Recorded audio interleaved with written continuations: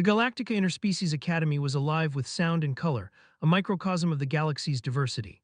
The cafeteria hummed with conversations in at least 87 different languages, each dialect swirling together in a cacophony that was almost musical. Alien species, all with their own unique customs, sat together, sharing meals that bridged cultures, their luminous trays glowing softly under the cafeteria's bright lights. At exactly midday ship time, the doors whooshed open to reveal Nate Reynolds.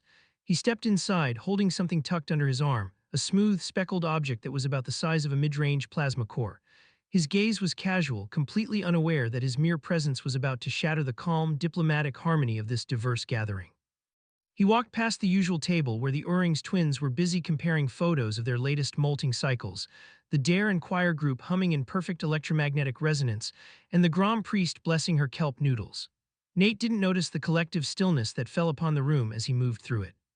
He reached the long, shared table at the center, a symbol of unity between species, and plopped the object down like it was just another lunch item. The cafeteria froze. A tray dropped to the floor with a loud clatter. Soup sloshed. A Tavari student siphoning tendrils to drink purple broth froze mid-slurp, the broth dripping from their tendrils forgotten. The whispers began, spreading like wildfire. "Is that?" Someone hissed in disbelief.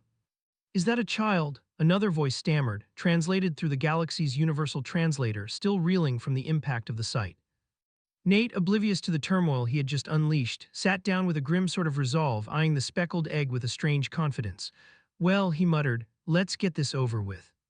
And then, without warning, he cracked the egg hard against the table's edge. The sound it made was like a fruit dropped from orbit, a sickening, wet crack that echoed throughout the room.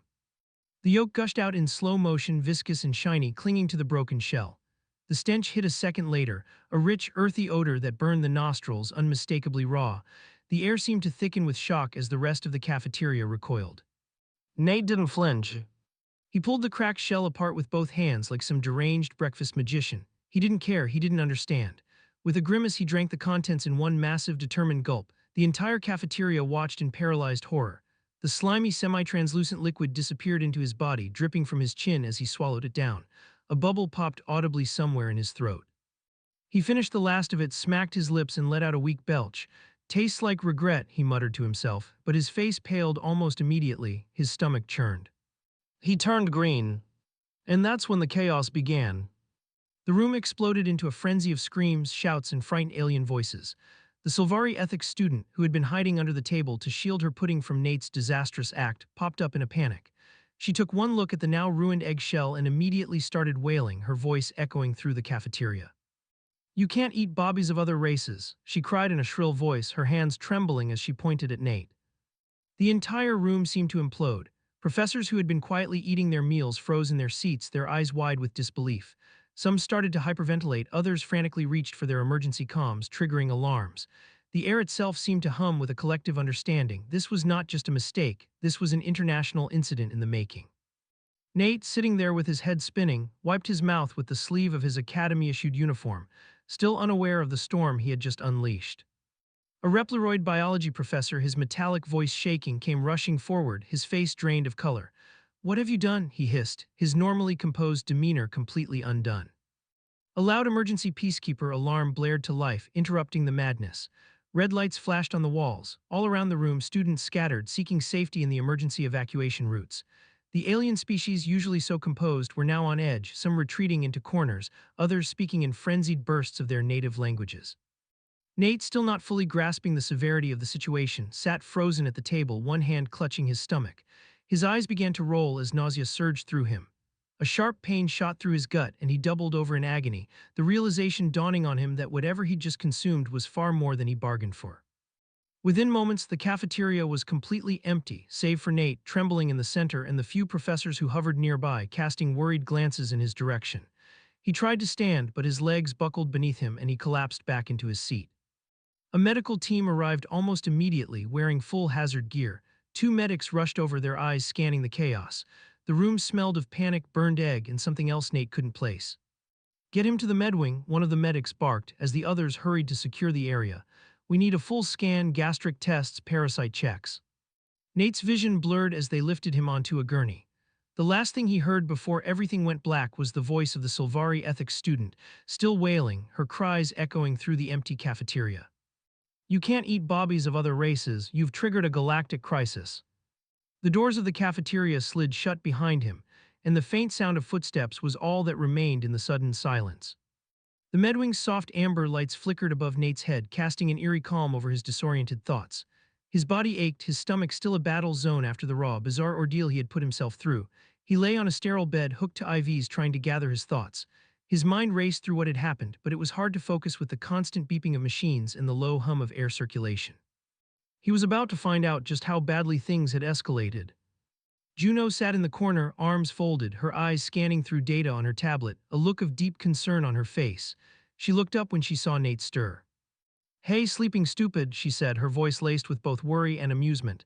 "You're a galactic incident now." Nate groaned, rubbing his temples. "I feel like I've been hit by a freighter. What the hell happened?" Juno didn't answer immediately. She just tapped on her tablet, pulling up the latest news feed.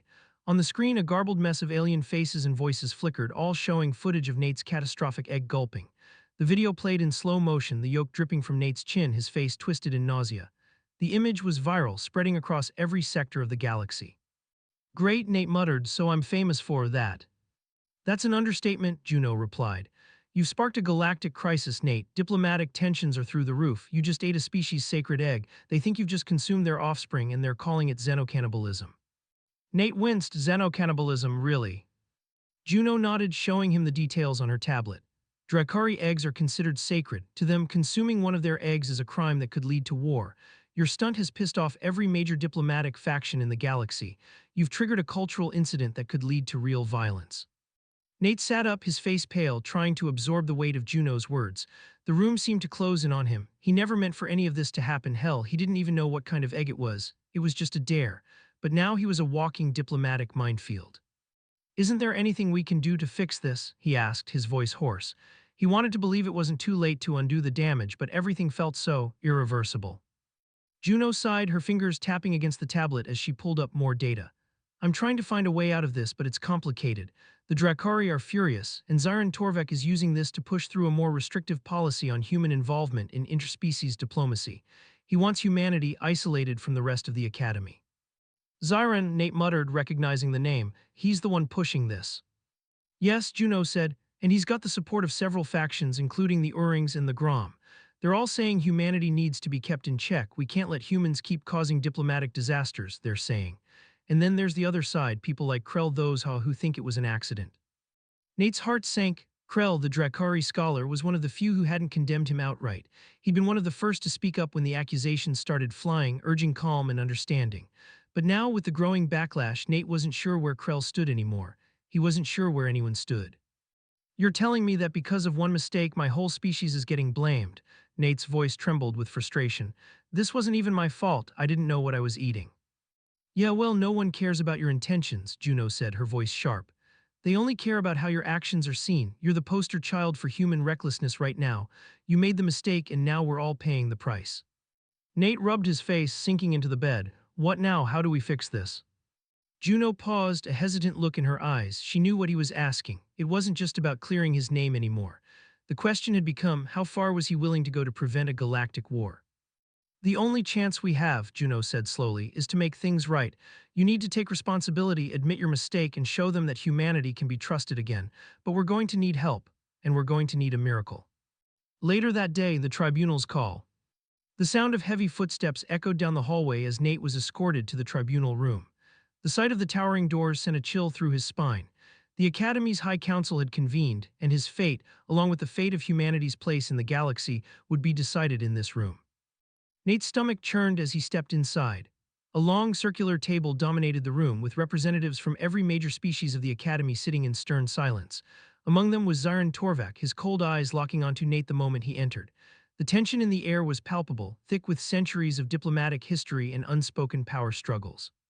The council was comprised of all the factions that mattered: the Silvari, the Urings, the Grom, the Tavari, and the Dracari, with Krell sitting quietly beside the council chair. There were others, too, members of the Academy's ruling body who had been affected by the incident in ways that Nate couldn't begin to comprehend. "You've called us here, Mr. Reynolds," began Dean S. Lorvax, the amphibious head of the council, his voice grave. To answer for your actions, but make no mistake, this is not just about your personal guilt. You've jeopardized the delicate balance between species in this institution. You've caused a diplomatic fracture that could lead to a galaxy-wide schism. Nate's heart pounded as his thoughts scattered. He knew the room was stacked against him. This wasn't just a hearing, it was a trial. I didn't mean to do it, Nate said, his voice quiet but firm. I didn't know what I was eating. If I had known, I would have never. It doesn't matter what you knew, human, interrupted Zarin Torvak, his voice like ice. What matters is what you did. You've shown that you're incapable of understanding the consequences of your actions, and because of that, the interspecies peace is at risk. Nate felt his fists clench. Zarin's words were cutting through him like daggers. It wasn't just the incident, it was the larger, underlying contempt for humanity that Zarin had always harbored. Zarin, Krell spoke up, his deep voice cutting through the tension. It was an accident. The egg was non-sentient. It was an unfortunate misunderstanding, and Nate has shown remorse. We can still resolve this peacefully. Zarin scowled, his eyes flashing with disdain. And that is the problem with your kind, Krell, always looking for peace at the cost of action. There are consequences for foolishness. It is time that humans learn that. A murmur ran through the room. Some members of the council nodded in agreement with Zarin, while others shifted uncomfortably, unsure of which way to lean. Nate's throat tightened, but he kept his voice steady. I understand the consequences, he said, his words slow and deliberate. And I'll take responsibility for what I did, but I need to ask something. What's more important, holding me responsible for a mistake or finding a way to fix the damage that's been done? The room fell silent as everyone turned their eyes on Nate. The weight of his words hung in the air. The stakes had never been higher. The room was suffocating. Tension hung in the air like the stagnant atmosphere of a sealed airlock, each breath more difficult than the last. Nate sat at the center of the tribunal table, his heart pounding in his chest. Across from him, Zarin Torvak stared coldly, his eyes a mixture of disdain and calculated triumph. The council was about to cast their votes on whether to expel him from the Academy, an action that could sever humanity's presence in galactic diplomacy forever. Nate tried to focus, but his mind kept drifting back to the egg, the thing he had consumed so recklessly. Was it really just a misstep, or was there something more to the situation than he realized? That question had been gnawing at him ever since the cafeteria incident, and now it seemed the answer was about to surface. As the council members prepared to cast their votes, the room's doors suddenly slid open with a soft whoosh. Everyone turned, startled by the interruption. A lone figure entered, walking with an air of authority that made the others sit up straighter. It was Krell Thosha, the Drakari scholar who had been one of the few sympathetic voices throughout this entire ordeal. Behind him, the holographic projection systems flickered to life, displaying a series of encrypted data logs, the kind only the highest-level members of the Academy could access. Krell approached the table, his large, reptilian eyes scanning the room before resting on Nate. I regret to inform you all, Krell began, his voice calm but heavy with implication, that the egg Mr. Reynolds consumed was not simply a Drakari egg. A murmur rippled through the room, and several members of the council leaned forward, their expressions changing from indifference to concern. What do you mean? Asked Dean S. Lorvax, his amphibious voice strained with curiosity. Krell stepped forward and activated the holographic display. The screen zoomed in on a digital image of the egg, its surface texture showing in extreme detail. He manipulated the controls, highlighting specific areas of the shell that appeared to be more complex than originally thought. This is no ordinary egg, Krell continued. Upon further examination, it seems to possess characteristics that are not native to any Drakari species. It appears to have been tampered with. The room fell deathly silent. You're telling us that someone altered this egg? Zarin's voice was sharp, his expression tightening with suspicion. And how exactly does that make it any less of a threat? How does this absolve him of his actions? Calm yourself, Zarin, Krell responded, his tone firm but not hostile. I'm not absolving anyone of anything, but what I am saying is that this egg may have been engineered, tampered with by an outside faction. Someone is trying to frame humanity for a greater conspiracy. The council's mood shifted in an instant.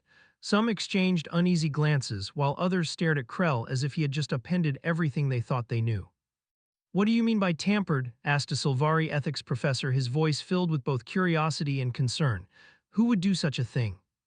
We don't know yet, Krell said, a grimness entering his voice. But the patterns on the egg are consistent with an unknown species' bioengineering techniques. This is not something that happened naturally, and it certainly wasn't a random egg from an Earth bird. This egg was intended to spark the very crisis we are now facing. Nate's mind raced. He felt his stomach tighten again, not from nausea, but from the weight of what Krell was saying. You mean this whole thing, everything that's happened, all the hate, all the propaganda, it's been engineered? Nate asked, his voice shaking slightly. Krell nodded solemnly. Yes, but we still don't know by whom or for what purpose. The tension in the room grew thick, the silence hanging heavy until it was broken by Zyron, his voice filled with venom. And you expect us to believe that someone has intentionally framed a human for this. This egg is sacred, Krell. You cannot simply explain away the actions of your kind. Enough, Zyron, Dean S. Lorvax commanded. Let Krell finish. Krell held up a clawed hand, signaling for calm. We must consider the possibility that this act was not one of a human making. Whoever tampered with this egg, whether intentionally or by mistake, has manipulated the situation to drive a wedge between species. Someone has a vested interest in escalating tensions, using this misunderstanding to push their own agenda. Nate, still reeling from the new information, clenched his fists. So someone wants to start a war, and they're using me as the scapegoat. Krell nodded, locking eyes with Nate. Yes, but the question is who? Later that day, the Shadow faction. The council meeting was adjourned, and Nate found himself alone in the waiting area, 1,000 thoughts racing through his mind. He could hear the whispers of the council members as they dispersed, debating among themselves. His mind wasn't focused on the political fallout anymore, it was on Krell's revelation. This wasn't just about a mistake, this was a setup. Juno entered the room, her expression serious. You're not going to believe this, Nate, she said, her voice low. I've been digging through the encrypted archives. You were right, this was no accident. Nate turned toward her, feeling a sense of dread settle in his chest. What did you find? Juno held up a data pad showing a series of high-level communications from within the Academy's leadership. There were encrypted messages that pointed to a covert faction, a rogue group operating under the guise of diplomacy but with darker, far more dangerous goals. They had been manipulating interspecies relations from the shadows, and Nate's egg incident was merely a pawn in their larger game. The group is led by none other than Zyron Torvak, Juno said, her voice steady but edged with anger. He's been using the egg crisis as a diversion while secretly forging alliances with external factions who want to destabilize the Academy's authority. His plan was to isolate humanity and use that to push through policies that would shift the balance of power in the galaxy. Nate's stomach churned. He had known Zyron had been playing dirty, but this was a whole new level of manipulation. So it's a conspiracy, and I'm just a pawn in it.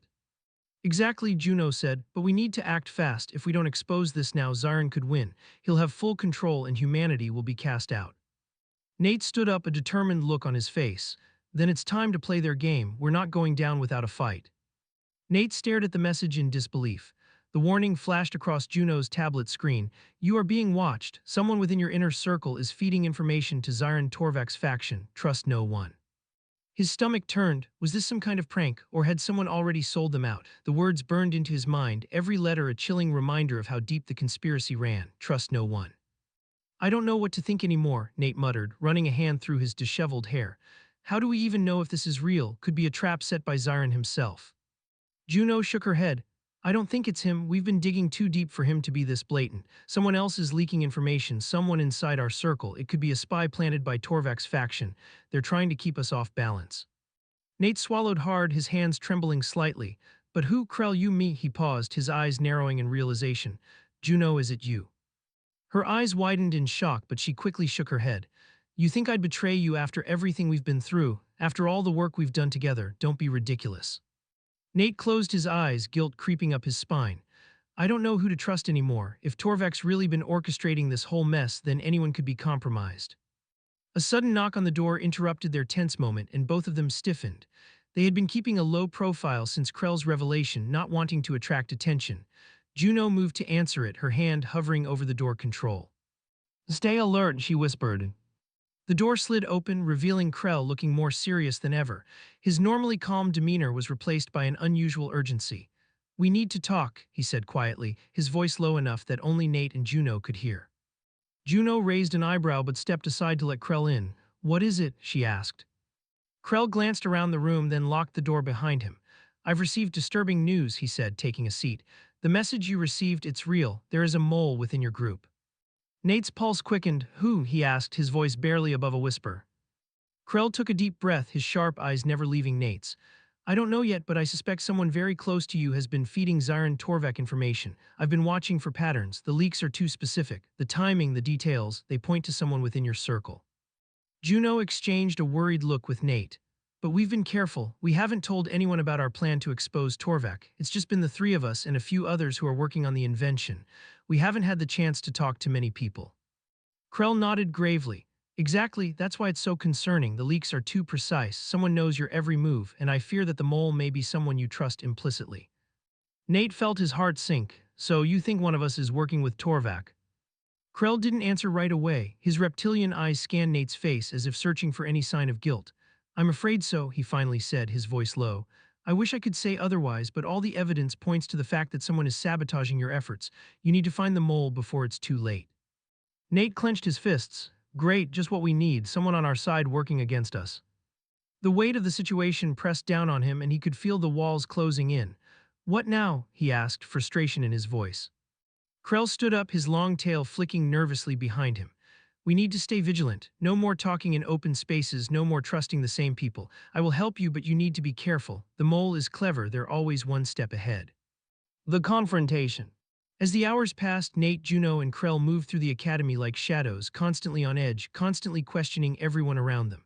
With every passing minute, the paranoia grew stronger. Who could they trust? The clock was ticking and the walls seemed to close in on them. Juno couldn't shake the feeling that someone was watching them. Every time they passed a corridor, every time they entered a room, there was a prickle on the back of her neck, a sense that they were being followed. She could feel the weight of the eyes on them, the uncertainty creeping into their every step. Nate couldn't take it anymore. He needed answers. We can't keep running around like this, he said, his voice sharp. If there's a mole, we need to find out who it is. We need to confront them. Juno nodded in agreement. But we can't rush it. If we confront the wrong person, it'll blow everything wide open. We need to be certain.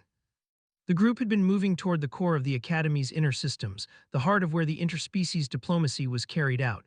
It was where the highest-level decisions were made. If there was any hope of uncovering the mole, they would need to get access to the communications logs, something only accessible to high-ranking members. We need to get to the main server, Krell said. If we can access the logs, we might be able to trace the leaks, find the source. Nate's brow furrowed. The main server, how are we supposed to get there without drawing attention? Leave that to me, Krell said, his eyes gleaming with confidence. I know a few shortcuts.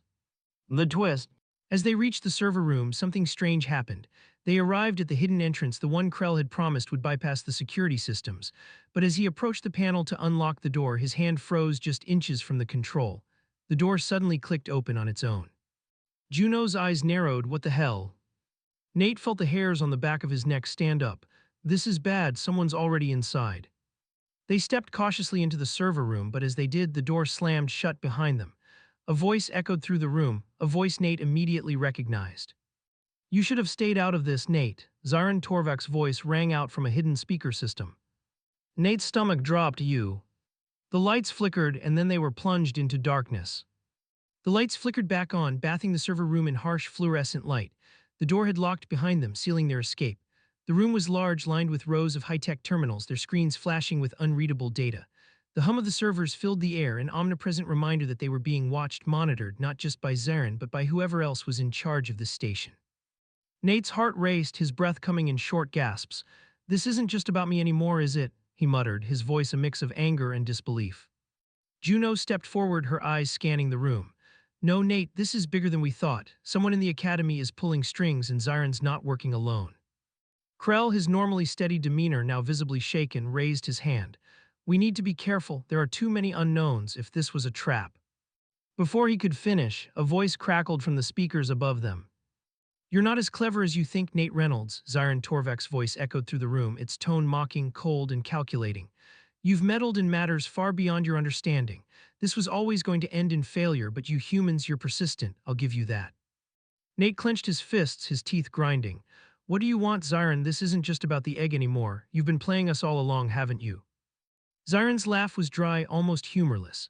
Of course, you thought this was about a mere egg, about a simple mistake. You're so much more valuable to me as a tool of division. The egg was merely a catalyst, something to get the gears of your own human recklessness turning. Your failure, your accident, has opened doors I never thought possible. Why, Juno demanded, why go through all this? What do you gain from manipulating everyone? Zaran's voice grew darker. The Academy is a weak institution, a gathering of species bound by nothing more than fragile alliances. The truth is, humanity's presence here has always been a threat to the established order. You bring too much change, too much innovation. I've been trying to control the narrative, to contain the chaos your kind brings. With you out of the way, the path to absolute power is clear. A cold chill swept over Nate as the weight of Zaran's words sank in. This wasn't just about a mistake. This was about humanity's place in the galaxy, and Zion was trying to leverage Nate's misstep as a weapon to destroy the fragile peace that existed within the Academy. "You're a fool, Zion," Nate spat. "You think you can just control us. This isn't your galaxy to rule." Zion's laughter echoed again, this time tinged with bitterness. "Your arrogance blinds you, human. You still don't understand. This isn't about me or you, it's about control. The galaxy is a battleground, and the Academy is the first step in the war I intend to win." Nate gritted his teeth, his mind racing. He needed to think to come up with a way out. The walls were closing in, the situation more dangerous than ever. He couldn't let Zion win, not now, not after everything humanity had sacrificed to get this far. Juno moved toward the server terminals, tapping furiously at the keys. "Nate, if I can access the mainframe, I can override the system. We can shut down the locks and get out of here."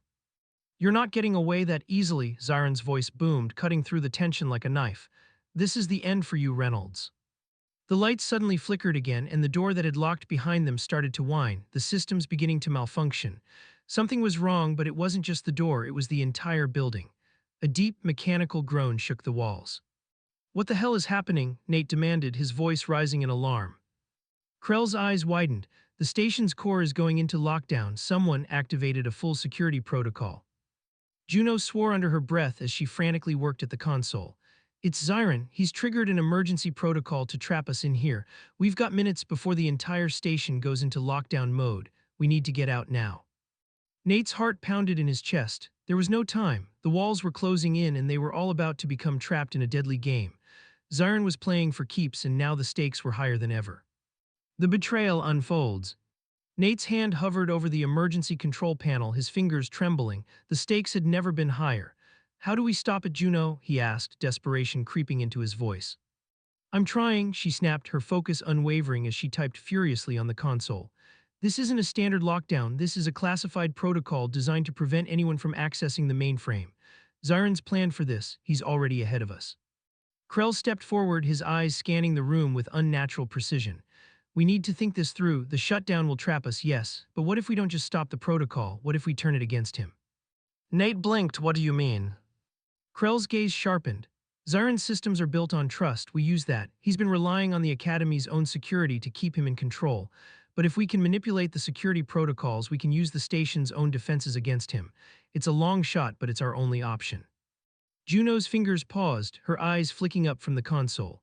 "You're suggesting we hack the lockdown and reprogram the system to trigger a counter-lockdown on Zyron?" Krell nodded. "Exactly. If we can trap him in his own system, we take away his control. But it has to be done from the server core."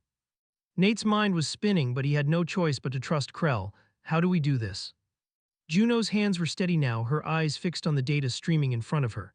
"I'll need access to the primary control node. I can hack the system, but it won't be easy. Zyron's not going to let us walk out of here." "Then we make sure he doesn't get the chance," Nate said with determination, his pulse quickening. Krell gave a sharp nod, his eyes glinting with a predator's focus. "Let's move quickly. The longer we wait, the harder it'll be." The countdown timer on the console ticked down, a relentless reminder of the narrowing window of opportunity. Every second that passed felt like an eternity as Juno frantically typed commands into the terminal, her fingers flying across the keys. The hum of the station's emergency systems echoed in the background, the steady pulse of the countdown growing louder in Nate's ears. "Come on, Juno, hurry up," Nate barked, his voice tight with anxiety. Sweat dripped down his forehead and his hands clenched into fists. He could feel the weight of the situation pressing in on him. Time was running out. "I'm trying," Juno snapped, her eyes never leaving the screen. "The system's locked down tighter than I thought. Zyron's programmed a failsafe. If I don't bypass it within the next minute, we're done." Nate's gaze flicked over to Krell, who was standing by the door, his sharp eyes darting around the room. The Drakari scholar had been eerily silent for the past few minutes, but Nate knew Krell was calculating, always 2 steps ahead. "This is it, isn't it?" Nate said through gritted teeth. "We either pull this off, or we're all going to be trapped here, sitting ducks while Zyron takes the Academy for himself." Krell didn't respond immediately. Instead, he took a deep breath and turned toward the door. His tail flicked nervously. "Zyron won't just sit back and let us play our game. He'll be here soon, and he'll come for us with everything he has." "Then we'll be ready for him," Nate said, a surge of determination filling him. We can't let him win." Suddenly, a loud bang sounded from the far side of the room. Nate spun around, heart racing. The sound of heavy footsteps echoed in the distance, getting closer. A few seconds later, the lights flickered, then went out completely.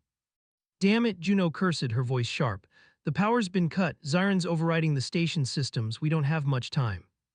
The darkness was complete, and for a moment there was nothing but the sound of Nate's breathing, the distant hum of the security alarms, and the rhythmic pulse of the countdown clock. They were in the belly of the beast now, and it felt like every moment was leading them closer to an inevitable end. Juno, Nate shouted, his voice barely a whisper in the dark. You have to finish this, now. I'm trying, she cried, her voice trembling with desperation. Just a few more seconds. Krell's eyes glowed faintly in the darkness as he moved to stand beside her. We're out of time, he's coming. And then it happened.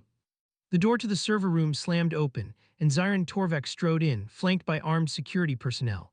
The faint glow of his eyes shone in the dark as he surveyed the room with a smug smile. I must admit you humans are persistent, Zyron's voice rang out low and cold. But I've seen this play before, and I'm afraid this time it's not going to work. Nate took a step forward, trying to hide the shaking in his hands. You're too late, Zyron. You've made your move, and it's not going to work. We know what you've done. Zyron tilted his head, a cruel smile spreading across his face. Do you really think you can stop me now, Nate? You and your little friends have been nothing but pawns in my game. The truth is, I've been in control this whole time. You just didn't know it. Juno was still working furiously at the console, her hands shaking but determined. She didn't look up. I'm not done yet, Zyron. You won't get away with this. Zyron's smile widened as he stepped forward. You're adorable, Juno. You really think you can stop me? You think you're capable of fixing everything I've worked so hard to break? Nate stepped in front of Juno, his chest rising and falling with every breath. We will stop you, he said, his voice unwavering. Not just for us, but for humanity. This station is ours too. You can't take it. You won't win. Zyron stopped in his tracks, and for a brief moment his eyes flashed with something other than arrogance, something cold and calculating. You still don't understand, do you? You're not just fighting me, you're fighting the entire galaxy. I control the narrative here, and once you're gone, there will be no turning back. But before Zyron could speak further, the console in front of Juno suddenly beeped, and the lights flickered back on, brighter than before. The countdown had stopped. The doors to the server room unlocked with a sudden click. What? Zyron muttered, looking down at the console, his face twisting with fury. Juno let out a breath of relief, her hands still on the controls. You're right about one thing, Zyron. You've been in control of everything except for one thing. A loud bang echoed across the room as the airlock doors burst open, and the station's defense systems began to power up. The walls hummed with energy, and the faint sound of weapons priming could be heard in the distance. What the hell is going on? Zyron shouted, taking a step back. Krell's voice was calm, almost detached. You thought you could play the game with the station systems. You underestimated us. Juno turned to face Zyron, her expression steely. The station's core is now under our control. The lockdown protocol is reversed and your allies are locked out. The only person in danger now is you, Zyron. Zyron's eyes narrowed, and in a final act of defiance, he reached for his communicator. You think you've won? Think again. I'll have the entire academy on you in seconds. But before he could activate the communicator, the lights dimmed, and a mechanical voice echoed throughout the room. Security breach detected. Activating station-wide lockdown. All unauthorized personnel will be detained. The security systems came online faster than Nate could process, and within moments the room was flooded with security drones locking onto Zyron's position. They moved with calculated precision, surrounding him before he could react. Nate exhaled, the weight on his chest finally lifting. It's over, Zyron, you lost. Zyron glared at Nate, his face twisted with rage. This isn't over. You may have won this round, human, but the war has just begun. You can't stop what's coming. The atmosphere in the server room grew thick with tension. Zyron Torvek, now surrounded by security drones, looked defiant, his mouth twisted in a sinister smile. You may have stopped me for now, he said through gritted teeth, his hands shaking as he held up a small device. But you've just triggered something far worse.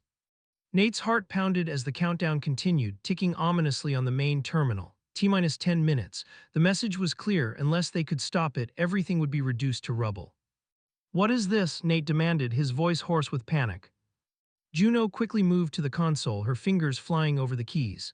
Zyron's triggered a fail-safe. If we can't access the core systems and shut it down in time, the entire station will detonate. He rigged it to go off automatically if he was caught. Krell stepped forward, his claws twitching with agitation. This is no ordinary security measure. The fail-safe is linked to every major system in the Academy, including the power grids and defense systems. To stop it, we need to hack into the core and fast. Nate's mind raced, the clock was ticking, and Zyron's smug expression made him feel like the walls were closing in. How do we stop it? He asked, his voice strained. We need to get to the core systems now.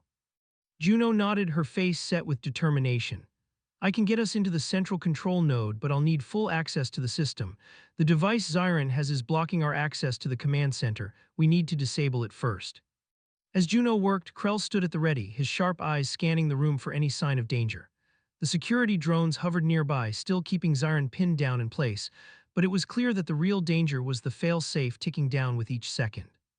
"Don't let him escape," Krell murmured. "If he gets away now, we'll never be able to stop what he started." Zyron's eyes flashed with anger, but he didn't make a move. Instead, he glared at Nate, hatred burning in his gaze. "You don't understand. It's too late for you. The Academy is mine now. Your mistake is going to cost you everything." Nate's jaw tightened. "Not if we can help it." Juno's fingers moved quicker, tapping in sequences that Nate could barely follow. The console beeped in frustration, then finally displayed the words "override successful."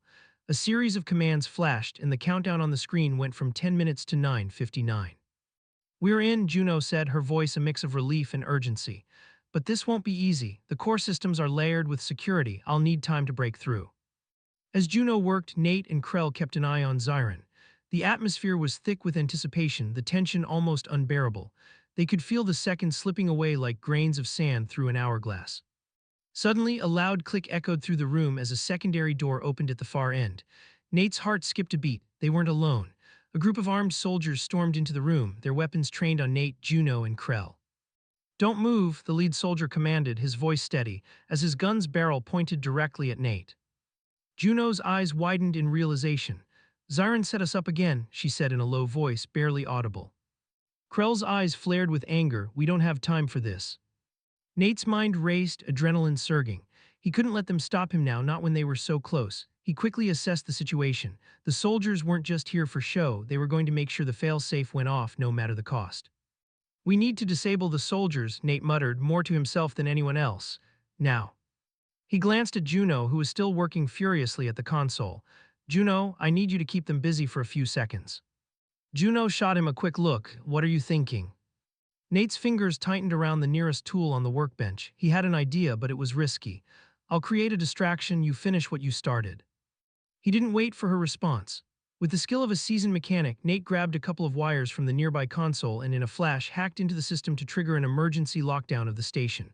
The lights flickered again, but this time they didn't return to normal. Red lights flashed, signaling an immediate security breach. The soldiers froze, momentarily disoriented by the sudden power cut.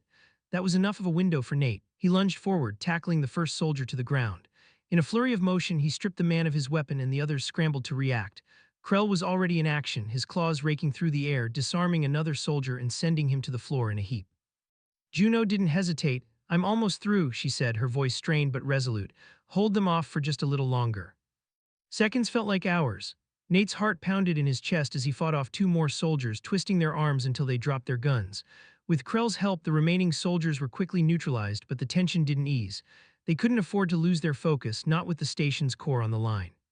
Finally, Juno's voice rang out with victory. "Done."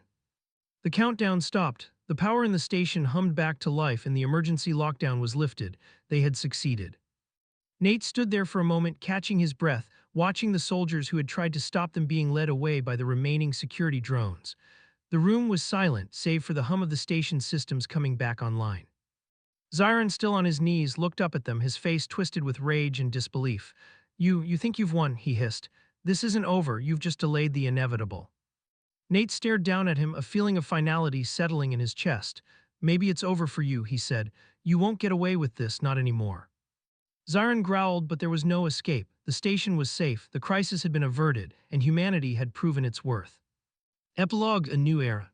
In the weeks that followed, the Academy's leadership began to reorganize. Zyron Torvek's coup had been foiled, and he was swiftly removed from his position, his plans unraveled. The Interspecies Council, once on the brink of collapse, found new unity. The Academy's policies were reassessed, and for the first time in a long while, humanity was seen not as a threat, but as a valuable ally in the complex web of galactic diplomacy. Nate, Juno, and Krell became symbols of that unity. As a new, more inclusive era dawned for the Academy, they walked through its halls not as outsiders, but as champions of peace and cooperation. The day finally came when Nate, standing beside Juno, looked up at the new banner displayed proudly in the main hall of the Academy. It read, "Unity through understanding, humanity's role in the future of the galaxy." Nate smiled, his heart light for the first time in months. "Guess we made it after all," he said quietly. Juno chuckled, elbowing him gently. Yeah, we did, and you didn't even have to drink an ostrich egg this time. Nate laughed, the sound echoing through the halls, filling the space with hope. The galaxy was vast, but for the first time he felt like humanity had a place in it, a place built on trust, compassion, and a willingness to work together. And that was just the beginning.